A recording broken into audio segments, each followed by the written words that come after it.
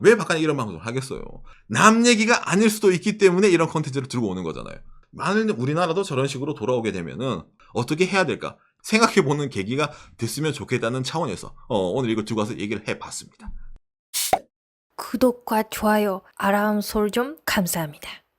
일본이 저렴한 나라가 된 이유인데 이거는 제가 지은 말이 아니라 일본의 이제 특집 기사에 이런 타이틀로 이제 나온 거예요. 맞아. 상당히 어그로가 크죠.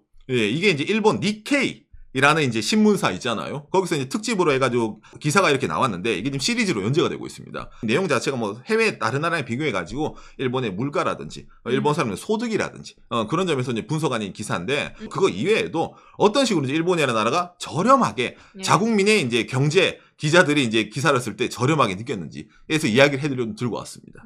예. 근데 니케이가 이렇게 막 저렴한 나라 일본라고 하는데 그 전부터 제가 여러 가지 그 해외에 거주하는 일본 사람의 블로그라든지 여러 가지 보는데 그분들이 많이 얘기했었어요. 요새 그 유럽이라든지 미국이라든지 그 주변 친구들이 일본 갈 때 싸니까 간다고 그런 사람들 많이 늘어났으니까 예전이랑 많이 다르다 그런 얘기는 있었어요. 그리고 그 니케이에서도 이렇게 나왔다 그런 이미지이네요 저는. 어떤 내용이길래 이런 말이 나오는가 한번 기사를 보면서 얘기를 해보도록 합시다. 예. 예. 자 그래가지고 이게 니케이 기사인데 한국어로 번역 이러면은 싼 일본 갈라파고스 전화죠. 네. 구글 선생님도 싼 일본이라 하는데 저렴한 나라 일본이라 얘기해주는 박간의 오상은 지식인이에요. 예. 아이 얼마나 착해. 네토우리가 이게 넷플릭스입니다. 넷플릭스 가격이 오르는데 이게 사실은 뭐 비싼 게 아니라 뭐 해외랑 비교하면 싼 건데 일본선 비싸게 느낀다부터 해가지고 이게 뭐냐 유료 기사로 해가지고 있잖아요. 막 넣었어요. 이게 사실은 이제 인터넷 기사도 있고 니케이 신문 있잖아요. 종이 신문. 예, 일면에 나온 기사이기도 합니다. 이게. 그리고 이제 이 내용 자체를 떨해가지고 한국어로 번역 이러면은 이거 이제 책도 있어요. 싼 나라 일본 이래가지고 뭐 가격이 말해주는 정체 현상 이렇게 책을 냈는데 이 책 자체를 기사로 좀 풀어가지고 낸 게 이 기사입니다. 이게 이제 이 책 저자가 1987년생 젊은 친구인데 일본에서 공부하다가 해외에서도 공부도 하고 와서 이제 일본에서 기자하는 친구인데 뭐 젊은 친구가 봐가지고 일본이 해외랑 다른 점 이런 걸 좀 부각시킨 그런 내용이거든요.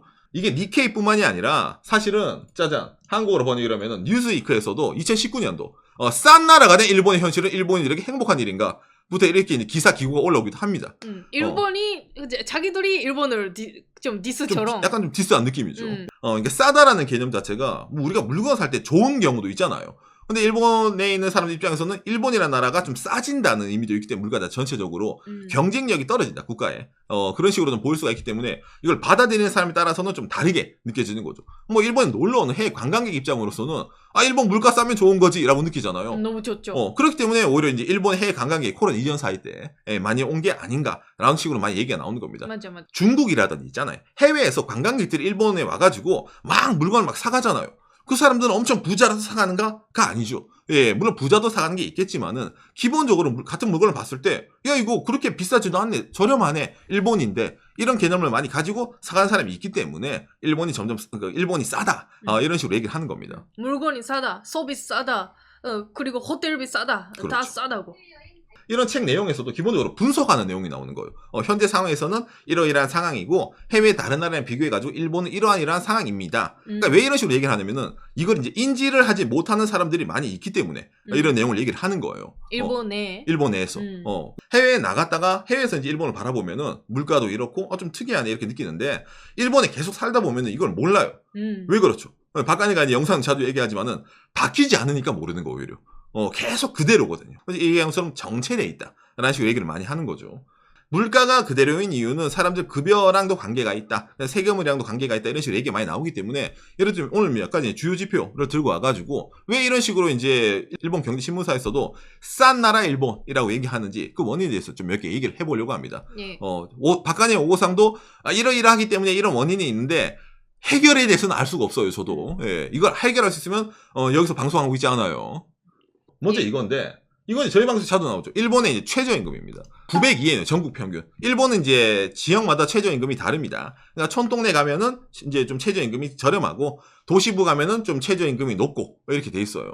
예를 들어 도쿄 지역은 대기업도 많고 여러 가지 글로벌 기업도 많으니까 급여가 높을 거 아닙니까? 그러다 보니까 뭐 올라가는 것도 있고, 땅값도 비싸고, 그 다음에 이제 지방으로 가면 갈수록 뭐 일할 기업도 줄어들고, 그 다음에 본인 소득도 줄어들기 때문에 그에 관해서 최저임금이 지역별로 이렇게 차등적으로 일본은 예전부터 이렇게 적용이 되어 있습니다. 그 월세 차이가 많이 있으니까. 그렇죠. 그래서 이제 최저임금 얘기할 때, 박가님이 예전 들고 왔었는데, 그렇죠. 대한민국의 이제 최저임금이랑 비교했을 때, 한국의 최저임금이 뭐 지금 시간당 8,720원. 아, 일본이 좀 더 높은 거 아니에요? 라고 말할 수 있지만, 그렇죠. 대한민국에 뭐가 있죠? 짜잔, 주유수당이 있죠. 예. 주유수당이 있기 때문에 대한민국의 실질 최저임금이 일본보다 셉니다. 일본이라는 나라에서도 이거 이제 최저임금 얘기할 때, 뭐 이것보다 더 높게 많이 주는 데가 있어요 라고 느끼잖아요. 간단해요. 안 모이니까. 표기에는 최저임금보다 노동자들이 단합을 해가지고 일을 하러 안 가면은 임금이 더 올라갑니다. 근데 임금을 써놓은 것보다 난 그것보다 적게 받아도 돼요. 가서 일하는 사람이 있으면은 최저임금이 안 올라가는 거예요. 그렇죠. 그렇기 때문에 시스템을 갖춰두는 거랑 사람들의 인식이 바뀌는 거는 전혀 다른 얘기입니다.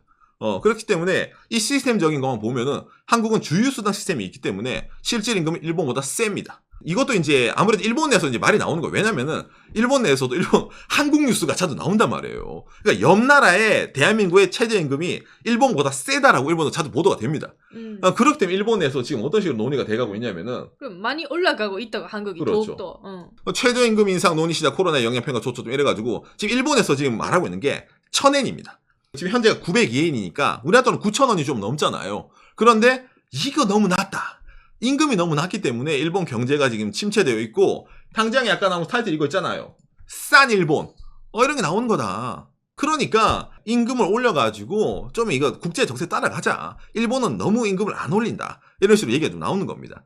그래가지고 아까 이런 식으로 지금 한창 논의가 되고 있는 거예요. 근데 경제계에서 일본 반발이 심하죠. 왜? 코로나라서 힘든 기업도 많은데 이렇게 갑자기 일본에서 최저임금을 예를 들어 900엔에서 1,000엔, 100엔이죠. 우리는 또 1,000원이잖아요. 올려버리면은 이거 뭐 파장이 클 거다.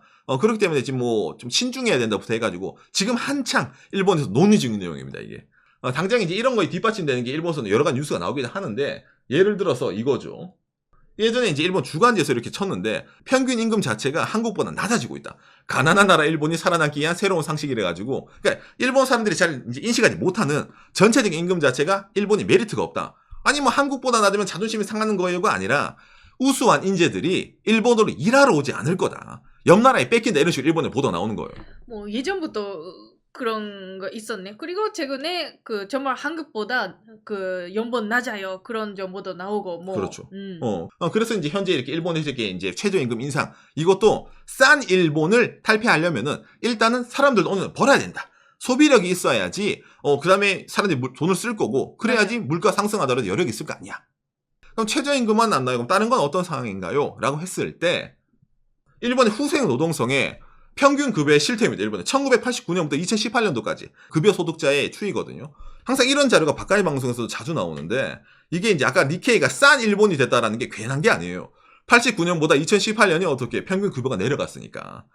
그렇기 때문에 거의 버블의 막차 시기 91년, 92년 또부터 해가지고 많이 이제 내려오고 있다는 겁니다. 실질 급여거든요. 이게 실질 급여. 그러니까 이게 이제 우리나라 사람들이 보는 기준과 일본 보는 사람 상당히 다른 기준인데 이런 1989년도에 이 금액이 있잖아요. 여러분 당장에 한국에서 예전에 1989년도에 우리나라 돈으로 뭐 그냥 일대로 한번 칩시다. 4,500만 원 연봉으로 받는 사람이 있으면은 그분은 지금 웬만한데 아파트 샀겠죠. 자동차도 좋은 거 사고 엄청나잖아요. 이제 그런 개념이 있었는데 지금은 예를 들어 한국에서 지금 서울에서 연봉 나 4,300 정도 받아 이러면은 야 그거 언제 모아서 아파트 사냐 그런 느낌이 들잖아요. 왜? 한국은 물가도 오르고 전체적으로 오르고 있으니까 그런 느낌이 드는데 일본은 그게 아닌 거예요. 오히려 예전에 예를 들어 제가 회사를 다닐 때 바꾼 내가 신입사원 때는 이 정도 받았어. 근데 지금은 그것보다도 못 받는 경우가 생기는 나라가 일본인 거야. 그러니까 상대적으로 어떻게 됩니까? 받는 돈이 줄어드니까 전체적으로 사람들이 돈을 쓸 수가 없어요. 그러니까 싼 일본이 되는 거예요. 이 옛날 사람들 어찌 보면 있잖아요. 이 사람들 기준으로 보면은 그냥 그 나라 그대로 가는 거야. 이때부터 경제활동하는 사람 입장으로는. 근데 해외를 나가면 아까 말했지만은 대한민국은 어쨌든 올라가잖아요. 근데 여기는 나라가 올라가는 개념이 없는 거예요. 그러니까 물가가 올라가고 같이 급여도 올라가고 차이가 나야 되는데.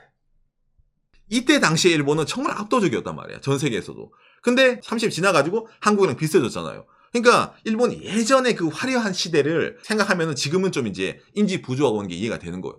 그래도 아직까지도 이게 버텨지는 게 대단한 겁니다, 여러분. 어찌 보면 이제 과거의 영광으로 아직까지는 좀 먹고 살고 있다라는 것도 좀 많이 나오는 거예요. 이런 자료를 보면은. 예. 일본 사람이 뭐 급여가 안 올라, 뭐 월급이 안 올라서 아우성거리나, 물론 그것도 있는데, 이것보다 일본 사람들이 더 목소리를 내는 게 있어요. 그러니까 서민 경제에서. 자주 등장한 게 있습니다. 단어가. 어떤 단어요? 국민 부담률. 이거 이제 일본 재무성에서 공표한 이제 국민 부담률이거든요. 흔히 말하는 국민 총소득에 대해서 일본은 이제 부담률을 산정하거든요. 그래서 이제 보면은 이제 뭐 44%에서 이제 46.1%가 될 전망이다. 이렇게 나오는 겁니다. 그러니까 일본에서 이래서 그 편안하게 생활할 수 있어요. 좀 어려워요는 이것도 좀 참고가 되죠. 그렇죠. 일본은 국민 부담률을 내는 기준이 한국과 다릅니다. 대한민국은 OECD 자료에 있는 GDP 대비 조세 부담률, 사회보장 부담률을 넣었는데 일본은 국민 소득 대비로 부담률을 넣기 때문에 이 숫자가 좀 크게 나오는 거예요. 그래가지고 이거를 일본에서 이제 OECD 자료로 맞춰낸 자료가 따로 있거든요. 이게 일본에서도 이제 국민 부담률을 높게 얘기하고 싶다, 아니면 낮게 얘기하고 싶다 많이 나오는데, 이런 자료 이제 재무성 내는 게 뭐냐면은, 이게 밑에 나오는 게, 여러분, 룩셈부르크, 프랑스, 벨기에, 덴마크, 그 다음에 그리스, 오스트리아, 뭐 핀란드, 유럽 서방 국가를 비교해가지고, 일본은 26등이다. 얘기하는 겁니다. 참고로 한국은 30등. 그러니까 일본보다는 한국이 조세 부담률, 국민 부담률이 적은 나라예요. 근데 이 자료를 볼 때는 이게 왜 의미가 없냐면은, 여러분 예를 들어 국민 부담률이 있잖아요. 세금을 많이 내는 나라는 예를 들어 복지가 엄청 좋거나 하는 경우가 있잖아요. 아, 그렇죠. 그러니까 돈 낸 만큼 국가가 해주는 나라도 있는 거야. 부담률이 높다 하더라도 이게 100% 나쁜 건 아니에요. 아, 맞아. 왜냐면 나중에 연금으로 나는 노후에 연금이 짱짱하게 나오니까 아무 부담 없어. 그러니까 지금 돈 내도 돼. 이런 나라도 있기 때문에 이걸로 줄 서는 것 자체가 무의미한 겁니다. 근데 왜 이걸 보여주나요? 일본에서는. 여러분들은 북유럽에 비해서 다른 유럽 서방 국가에서 부담이 적으니까 세금 높다고 찡찡거리지 마세요. 라고 하려고 이걸 보여주는 거예요. 일본에서는. 예. 그렇기 때문에 이런 자료보다는 좀 실질적으로 있잖아요. 일본 사람들이 얼마나 좀 부담을 많이 지고 있는 자료를 보려면은 이걸 봐야 됩니다. 이게 일본 재무성이 똑같이 공표를 하는데 이건 좀 보기 힘들게 해놨죠. 국민 부담률의 국민 소득 비율의 추이입니다. 1970년대 이거 4번을 그려보면 됩니다. 이게 상당히 중요하거든요. 사회보장 부담입니다. 연금부터 해가지고 그런 거 있잖아요. 그래서 이제 이게 얼마만큼 일본 사람들의 부담이 커졌나요를 보면 되는데 1970년도에는 5.4%예요. 사회보장 비용의 부담 비율이. 5.4에서 점점 올라가요. 올해는요. 2021년 18.9조. 이게 제일 커요. 그러니까 일본에서 옆에 가면 국민 부담률이 24에서 44가 됐잖아요. 20이 올라갔는데 그중에 대부분이 13 정도가 사회보장 부담 비용으로 올라가게 됩니다. 이게 뭐예요? 연금이요. 보험료랑. 소득 자체가 그렇게 안 올라가는데 연금이랑 건강보험료 있잖아요. 이게 미친 듯이 올라가세요. 매년 이게. 이게 왜 올라가요? 그렇죠. 고령화 사회잖아요. 고령화 사회이기 때문에 올라가는 겁니다. 그러니까 여러분들이 이거 보면서 야 일본 저거 점점 부담 올라가겠네 라고 느끼잖아요. 이게 남 얘기가 아니니까 오늘 바깥의 방송 이걸 들고 온 거겠죠. 그러니까 아마 한국에서도 조만간 사회보장 비용 이것 때문에 상당히 말이 나올 겁니다. 이게 똑같이. 왜냐면 일본이 이렇게 가고 있거든. 근데 우리나라는 그래도 월급이 올라가고 이러면 사람마다 그렇게 뭐 나는 괜찮아 할 수 있는데 일본은 전체적으로 있잖아요. 똑같이 맞고 있는 거예요. 일본 국민들은. 왜냐면 다 월급이 안 올라가고 다 사회보장 비용이 올라가고 있기 때문에 사회 전체적으로 이거를 그냥 때려 맞고 있는 겁니다. 그러다 보니까 이게 부담이 엄청 커요. 이게 그러니까 사람들이 돈을 쓸 수가 없어요. 왜? 들어오는 돈은 줄어들고 정해져 있잖아. 그런데 세금이 올라가다 보면 되는 겁니다. 계속 올라가다 보니까 어떻게 돼? 허리띠를 졸라매야 되잖아요. 그러면은 물가가 사람들이 어지간한 돈에서는 돈을 안 낼 거잖아. 가격이 내려가지 않으면. 그러면 어떻게 돼야 돼? 싼 일본이 되는 거예요. 이런 식으로 돌아가는 겁니다. 근데 그걸 알면서도 이거를 뭐 나라에서 고칠 수 있나요? 없나요? 계속 말이 나오는데 일본에서 이걸 가지고 이제 각종 경제 전문가들이 얘기해요. 이걸 올리려면 임금을 올려야 된다부터 해가지고 이걸 올리려면 일단 소비세를 없애야 된다부터 해가지고 여러 가지 의견이 나오는 거예요. 그 소득세도 좀 해결을 해야 된다는 거지. 뭐 어떻게 완화를 해야 된다 해가지고 상당히 이제 말이 나오는 겁니다. 30년 전에 이래가지고 흔히 말해 일본의 이제 단물을 많이 이제 얻은 사람들이 지금 자기들의 노후를 위해 가지고 소비를 하지 않고 돈을 가만히 놔두고 있기 때문에 젊은 층들은 이미 어떻게 불황이 된 일본에서 살고 있잖아요.